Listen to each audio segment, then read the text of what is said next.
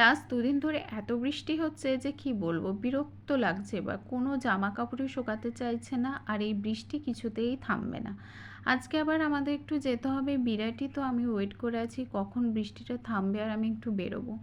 এখন বাজে সন্ধ্যে 7টা, এই দোকানটায় এসছি, দুটো এগরোল অর্ডার করেছি খাবো বলে, প্রচণ্ড খিদে পেয়ে গেছে। ওনারা এগরোল দুটো খুব ভালো বানিয়েছিলেন, আমাদের খুব টেস্টি লেগেছিলো, তোমরা চাইলেই দোকানটা থেকে একবার খেতে পারো। আর তারপর এখানে একটা দোকান আছে আবরণ নামে, আমরা এখানে একবার ভিজিট করলাম। এই দোকানটা অনেক নাম শুনেছি, কালেকশন বেশ ঠিকঠাকই ছিল, কিন্তু কোনো ভিডিও এখানে করতে দেয়নি। আমি এখান থেকে একটা শাড়ি নিয়েছিলাম। আর তারপর সোজা চলে গেছিলাম বাস স্টপেজে বাস ধরবো বলে, কোনো রকমে একটা বাস পেয়েছি, প্রচণ্ড জোরে বৃষ্টি শুরু হয়ে গেছিলো।